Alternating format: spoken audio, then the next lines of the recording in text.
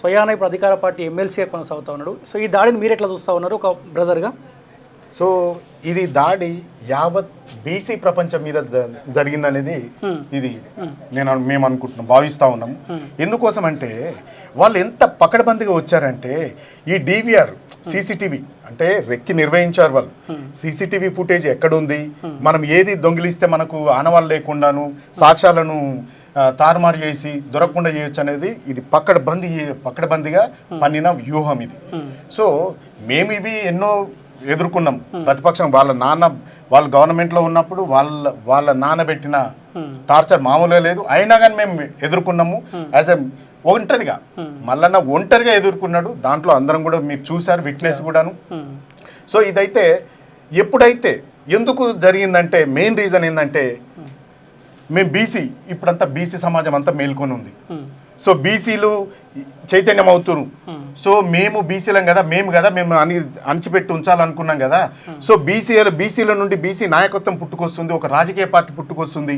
మాకు రాజకీయంగా మేము కనుమరుగైపోతామని చెప్పేసి ఆ యొక్క ఆలోచనల ఓసీలలో అందరికీ ఉంది. తనకు ఈమెకు కూడా బలంగా ఉంది. ఎందుకోసం అంటే ఈమె ఫ్రస్ట్రేషన్ ఎందుకు ఉందంటే వాళ్ళ నాన్నతో లేదు, వాళ్ళ అన్న కూడా సరిగా సంబంధాలు లేవు. సో ఎట్లా నేను హైలైట్ కావాలి? మామూలు ఎవరి మీద చేస్తే హైలైట్ కాదు కదా. ఎవరు ఇక్కడ పబ్లిక్ ఫిగర్ ఎవరు ఉన్నారు? బీసీలలో టార్గెట్ చేయాలి. ఎవరు చేయాలి? బీసీలను టార్గెట్ చేస్తూ బీసీ ఉద్యమాన్ని హైజాక్ చేస్తూ నేను లబ్ధి పొందాలనే ఉద్దేశంతోనే మల్లన్న వల్లనే కదా. మల్లన్న ఎంత ఫైట్ చేసిరో మీ అందరికీ తెలుసు. మండల్లో ఏ విధంగా మాట్లాడాడు, ఈ ఉద్యమాన్ని ఏ విధంగా ముందుకు తీసుకెళ్తున్నాడు.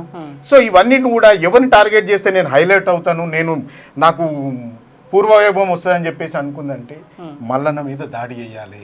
ఆ దాడి చేయాలంటే మరి ఒక్క రోజులో జరుగుతుందా?